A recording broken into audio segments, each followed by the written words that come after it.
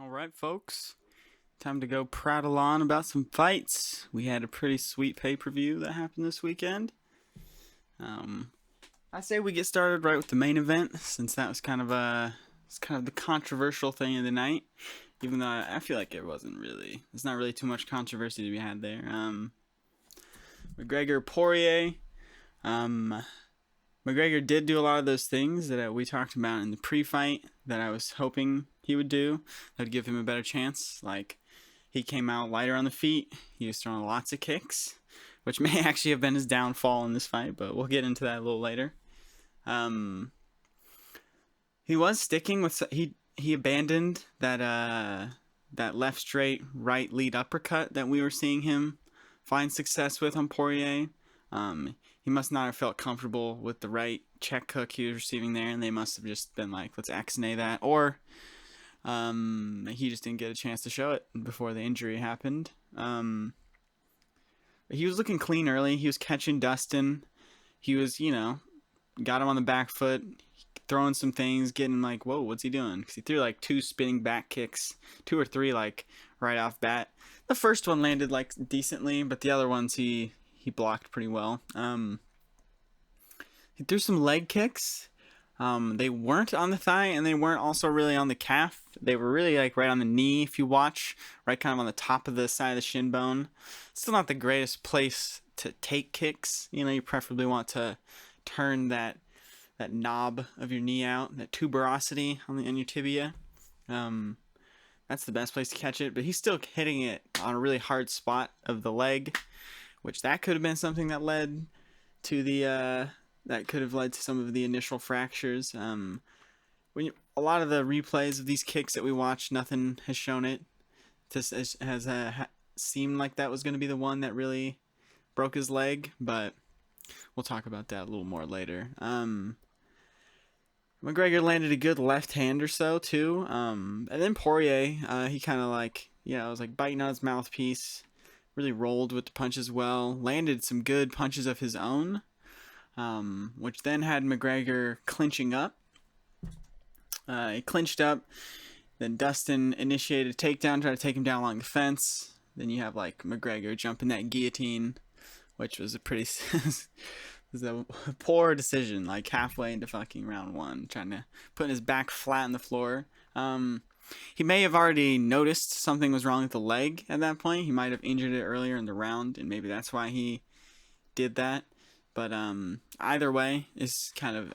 I feel like that might be a likely option. I don't know if he'll say anything. He hasn't said anything about that. Neither has like the corner. There has really been no definitive consensus on what injured the leg yet, so I don't know. But he went for that. Poirier did well. Hopped over like a wall, climbed over to the opposite side to get out of the guillotine.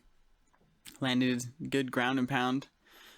Was punching good shots through in the hands when he was standing, and then dropping punches down, as well as landing some good elbows.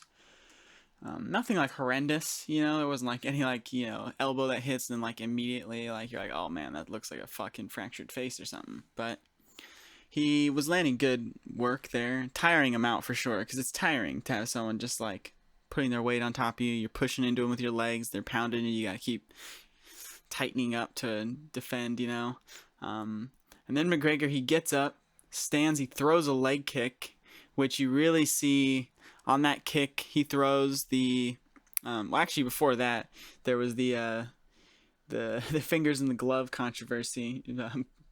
McGregor had his fingers deep in the cuff of Poirier's glove, trying to pull him into up kicks. Poirier was getting pissed off, tried to like signal to Herb Dean. And then he stood up. McGregor stands up from that, and then throws that leg kick. You can see the leg kind of bend around it there, and then he gets back. It's still holding, and then he goes and throws that left hand, and you can really see it in the replay. When he throws that left hand, you see that shin already start to like, I don't know. You can see the load in it, like bending at the bone, not at the ankle. You can already see it wobbling out, flexing underneath the load of all the weight that he's putting into it. And then once he finally steps back on it after throwing the punch, it completely folds, and that's when you see it like the pure shatter and he's like on the ground. When it actually happened, it happened so quick. I actually thought that Poirier had caught him with the left because they both went and traded left straights at that moment. You see him trade left straights. I saw McGregor's go past Poirier's head, and then I see McGregor stumble to the ground. I'm like, whoa, my boy Poirier, put one on him. But no, then you see the replay, and it was the leg that gave out. I still feel like I don't really get the talk of like, oh, Dustin didn't win, McGregor just hurt himself. I mean, you have to know. I mean, if he hurt his leg beforehand, maybe there's some more before the fight. Maybe there's some more like weight in that. But still, if I'm throwing a kick at someone, I break my leg by not kicking at a proper time or kicking too hard and hitting bone. And I caused fractures to my legs through that, and then my leg breaks later in the fight. That's not, the other guy did not win. Like, he won. I was dumb and I fucking broke my leg. I lost the fight. Yeah, like, I know it's like not definitive. Everyone wants to see a submission or a knockout, but to say that Dustin didn't win is kind of silly. I mean, he was winning that round, which isn't like logic to be like, oh, he was going to win the fight, but he then won the fight, you know, like literally won the fight. McGregor broke his leg off of presumably either kicking, and it wasn't that Dustin really set into any checks, but if you're going to kick really hard in someone's bone, either that, or I know there was talk about him like throwing a teep kick and hitting the elbow. I don't know if any of these it doesn't seem like any of these have been definitively like proven yet, but if the fracture has happened in the fight and it was off a kick or check, like, it definitely wasn't checking a kick because it's his rear leg, and he's not checking any kicks with his rear leg, McGregor. So it's obviously off a kick that McGregor threw. The fracture happened, if it happened in the fight, you know. Then it's a Poirier win, you know. There's nothing really that controversial about it. It's not like he gamed a win or anything. Like, he fought well, he was winning, and then the other guy broke his leg by, you know, poor game decisions. If it happened by breaking the fight, you know, there could be some other story. I mean, I wouldn't be surprised if we hear something about how in camp there was already a fracture, and then it, you know, just something to like delegitify anything. But I still think that was a good dub. I mean, I loved the post fight McGregor just going down with the ship, man. You could just see like it's like the same thing with like a lot of those like very successful athletes is you're very competitive and you're a sore fucking loser, and you could see it in McGregor here. Did not like taking that L, and he did not take it gracefully, just raving on the ground.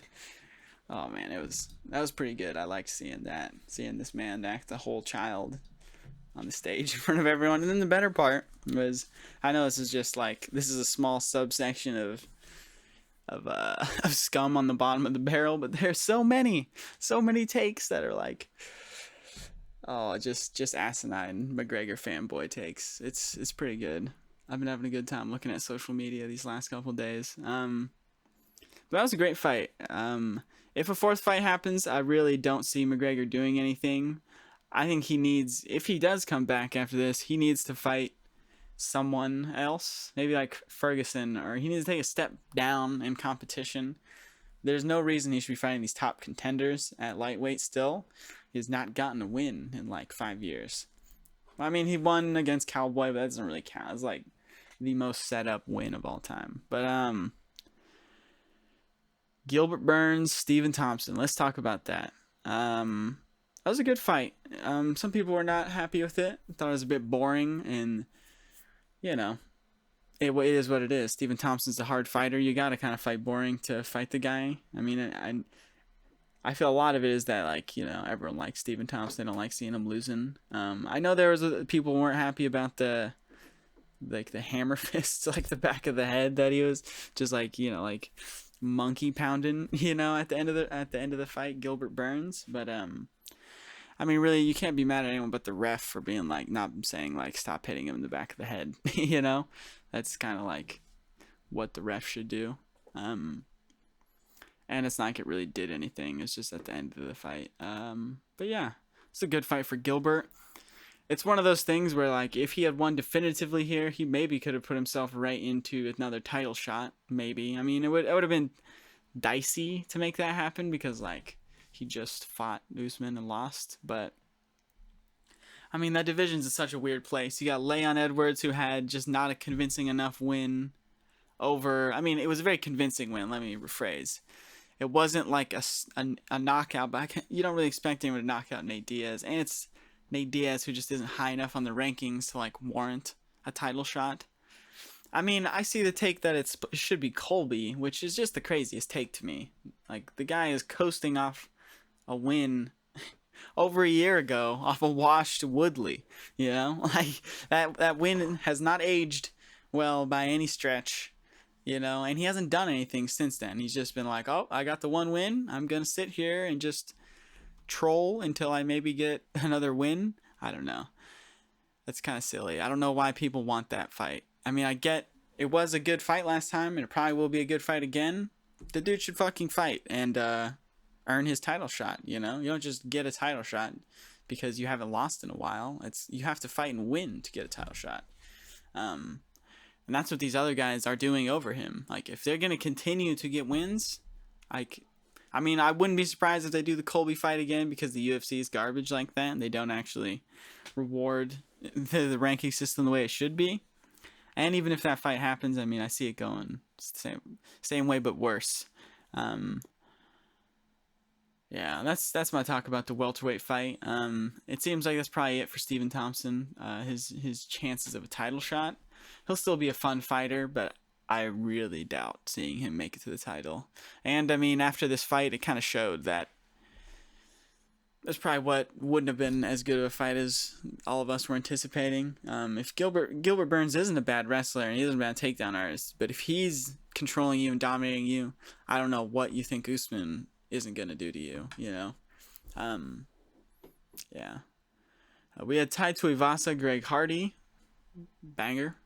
What you expected, some heavyweights, and didn't go 3 rounds. It was a knockout. There's nothing more you can ask for.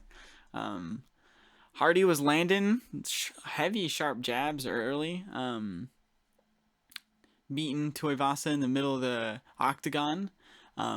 You could really see the leg kicks of Tuivasa, like, frustrating Hardy. Like, each leg kick forced a big movement. Like, the leg moving up and stepping over. Like, he didn't check really any very good, and he reacted heavily to all of them, and it was really displacing his base. And then it wasn't really a long fight. It was only about a minute long. And Greg throws a jab, gets Tuivasa stumbling, chicken legging a bit, caught him good. And then Hardy goes in, gets a little zealous, and Tuivasa ducks his head, throws a big right overhand, misses. Bam! Left hook right to the eye, puts Hardy down for the count. Lands another big hammer fist. Did like 9 shoeies on the way out of the arena. It was pretty sweet. Earned himself some fans. You know, classic. I don't know. He's not like, I don't see him being a heavyweight contender, but I see him being like a Mark Hunt-esque individual. You know, just gets big knockouts, still loses quite a bit and isn't going to be a champion, but you got a big cult following. People like you. You get knockouts, you know, or you get knocked out. Yeah, it was a fun fight. I liked that. I like seeing the guy do good. Greg Hardy didn't really look that bad here, other than just, you know, it's heavyweight. You get a little overzealous, get knocked out. I think he's like 0-2 in his last 2 fights, so we'll see. He might even get... I'm doubtful he gets yeeted. The UFC has invested a lot into this dude, so I feel like they're not going to want to cut their losses so quickly, but he's nearing it, you know. Another loss or two, the dude's probably isn't going to be in the UFC. But I don't see many of the lower level heavyweights having much for him, because he seems to be pretty competent now. Yeah, that was that. We got Irene Aldana, Yana Kunitskaya. That was a banger of a fight. Yana Kunitskaya was doing a good job at kind of slopping it up on the feet and forcing kind of dirtier exchanges out of Aldana, getting into the clinch, punching, kind of throwing these like kind of wild looking punches, but just falling into clinches and spinning back fists, spinning kick, doing wild stuff and falling into the clinch a lot, and it was creating success out of that. Aldana, really crisp boxer. She's a bit one-dimensional in that she really just likes to do the boxing. She sometimes will throw like good switch kicks and stuff, but that seems to be her main weapon. But she used it good here. Landed a sweet, picture-perfect left hook on the chin of Kunitskaya, dropped her, and controlled her and pounded her out to the end of the round, and got the TKO. Yeah, she looks good. It's just one of those weird things. Both women's divisions just have been like bottlenecked by the champions for so long in Shevchenko and Nunez. So it's kind of hard to get really excited for anything there because it's like someone gets on a 1 or 2 win streak and they're in the title fight and just like get their ass beat, and it's like there's no real storylines or arcs or sagas to get invested in. It's a bit unfortunate, but that's the way it is right now. Sean O'Malley, Chris Mutino, is about what you expected. I mean, the dude's 9-4 coming in on a 10-day notice, against Sean O'Malley, like, the UFC golden boy.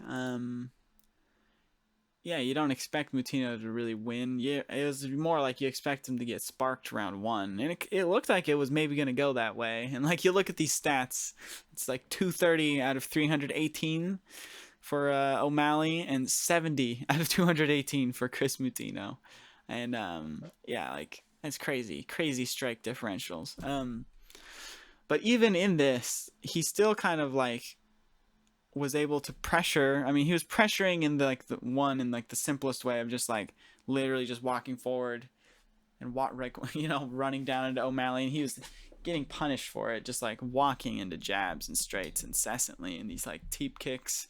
But he had a solid chin. I mean, the dude's got heart. He just took it all. He's still landing these leg kicks and like stumbling Sean O'Malley, and force, like you can see that O'Malley's not comfortable. He's not like able to just like flow the way he wants to, and like the whole fight he's still doing that.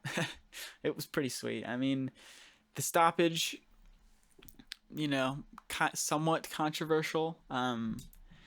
It's kind of one of those ones where it's like the guy's still fighting, he's still defending. I wouldn't say he's unintelligently defending. I mean, he's getting his face lit up, but he's like has his hands up, he's moving, he's just getting tagged, and they called like a standing TKO, but it's kind of weird. I mean, I get it. We want to save these guys from CTE, but it's like also that precedent of like stopping a fight just because the other guy is getting like tagged a bunch on the feet, even though he's still like standing and like defending. That hasn't really been set, so it feels kind of weird to see it just like enacted like that. You don't really see fights called like that often. Like the only one was the Ortega one, and that was his own corner, was it not?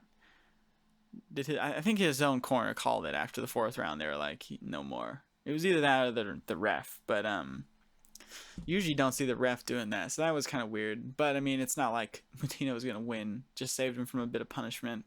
But yeah, the dude's stock went up. He came in on 10 days notice, fought a fucking stud, didn't get knocked out, forced O'Malley to fight and made him move backward the whole time. I mean, like, you can't really ask much else from the dude, for O'Malley, I mean, yeah, it looked great. I mean, of course you want him to get the knockout, but yeah, the dude's tough. This Mutino kid's tough as nails. He didn't want to give up, didn't want to get knocked out, and he fought till the end.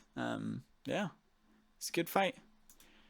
Good fight. I would like to see O'Malley fight like an actual competition, but it is what it is.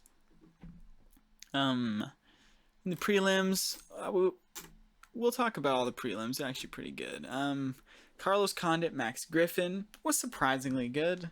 When I see some of these older head welterweights fight, I kind of like get ready for a boring, lame fight. But Max Griffin was putting it on Carlos Condit the first round or two. He's really like, you just see as the faster guy. He's quicker. He's landing these leg kicks, which Condit was not checking or didn't have any answers for. Was just trying to like spin with him. It was kind of weird. But near the end of the fight, Condit was finding his openings, landing his big shots. It looked good. It was a unanimous decision for Griffin in the end, but it wasn't just like a sad old man beating, so that's nice. Nico Price and Michel Pereira, that was a slapper. All 3 rounds. First 2 rounds, you can see Pereira really frustrating Nico with just his like speed and explosiveness. He's getting in on these jabs and 1-2s before Price can react. These leg kicks are hurting him, throwing these teeps to the stomach. I really like the trips. He did quite a few trips. With Nico. He didn't do much with them quite often, besides like the one where he like backflipped and like stomped on Nico Price's face. He wasn't really doing much with it, but it's still a knockdown. It's still points. Make your opponent have to stand up. Tires you out. Looks good to the judges too. Yeah, this is a good fight. Michel Pereira is kind of in a weird place. He's like obviously a cut above these lower level welterweights, but it's like he doesn't seem to have like the fight game plan or anything to like be a champion or a top level contender. It seems like he's gonna be more one of those like just like fun fight type of dudes because he just is wild. And I mean the dude is a physical specimen. Looks like he's cut out of stone, 6'1", at the like. There's barely has to make this 170-pound weight limit. The dude is gigantic, but the gas tank suffers, and at the end of the fight, Nico Price was getting his way back in it. You could see Pereira was really hanging on, just trying to survive. He was really tired. You could see him sucking wind at the end, but Price wasn't able to do enough damage really to earn himself to win there. So yeah, it was a unanimous decision, and I felt that was reasonable. The Ryan Hall Ilia Topuria. Now this was an interesting fight. I was anticipating Topuria winning in this pre-fight, just because of the stylistic matchup. Ryan Hall isn't really that dangerous on the feet. He's frustrating, and he gets people to like do stupid things by thinking he's like really bad, and then he like lands these like hook kicks on your face. He's not horrible on the feet, but he isn't really deadly. And if you're willing to like do what Topuria did, which is like he just stayed very reserved and at distance, didn't overextend himself ever, and just waited for his moment to strike. He didn't want to get caught up in any of these engagements with Hall. And then I'm trying to remember how it happened. I think he threw a punch as Hall was spinning. The punch didn't land, but he now has like an arm around the waist of Hall, and kind of was able to take him to the ground with that. And Hall had the arm around Topuria's head. And then with that, Topuria was able to kind of expose Hall's face and then just land punches, and he like knocked him out within like the first 2, laying on the side there. He had him in a really exposed position, and it didn't take much to like spark him. I was a bit disappointed in Hall's way he was looking. He looked like he was trying out some new things, but it didn't seem to be like he evolved that much or added that much. I mean, he didn't really get a lot to show, and he's fighting a tough guy, so I can understand that. But also, he was really one note with this like, there's like this strange like outside like, it just looks like he's like slumping to the floor, like a very lazy roll. It's not an Imanari roll. It must be some roll of his own concoction, but he didn't have any success with it, and he just kept doing the same one. He wasn't like doing different rolls and like feinting him and switching him, like he did the same thing. Topuria was able to defend all of them, and then just got that knockout. It's a pretty flawless victory for him, and I mean that's a win that looks good in the stock for him, because there's not many who have that win in their hat. Trevin Giles, Dricus du Plessis was very interesting. First round, Giles kind of made du Plessis look a bit amateurish. Giles just looked very calm and confident and was flowing in the striking, the hands down. He was landing the jab, stuff he normally does. The thing that's always with Trevin Giles, he fights a bit too lackadaisical, a little too relaxed, doesn't put enough like, I don't know, he just doesn't seem to have enough like intensity behind it, and sometimes he can get caught lacking like he did in this fight, or just lose the decision. But it was really interesting. He had, in the second round, he backs up Dricus to the fence, and then Dricus comes off throwing like one of those just old school like waiting like two straight punches combination. You know, like I'm taking steps, and each step I take, the opposite hand is gonna punch out in a straight punch. It's not used much anymore because it's kind of like it's not really that wise to do. You wade into punches and you wade into counters. But he does it and just sparked him. Just to put that second punch landed right on the chin of Giles, and he falls back, like head slams into the floor, like whips. Yeah, I feel like this happens in a lot of Dricus's fights. He looks kind of like weird and awkward and looks like he's not very good. And it's strange because you hear a lot of like hype about this guy. Or at least I have. I hear him in the circle, in the MMA circle. It's like, oh, this dude's a stud. I haven't really watched a lot of his old fights or anything, and then each fight he comes out and kind of looks very awkward, and you're like, is this the guy that they're talking about? And then he just gets like a knockout. Like I think the same thing happened against who was it? The dude whose meme is like wear Joker makeup. I don't remember what his name is. I don't know if he's still. I haven't seen him fight in a while in the UFC, but yeah, he knocked him out. He tried to go for like some spinning elbow on Dricus, and Dricus landed a nice little left hook on him and put him out. But yeah, I'm interested to see how people handle this guy. I mean, he seems to be very physically gifted. He's very strong. Looks like an athlete. Very awkward on the feet and a lot of stuff he does. The way he like holds his head back and the way he throws his kicks. He's very strange looking, but he makes it work, and it's part of. I mean, it must obviously be part of why he's successful. And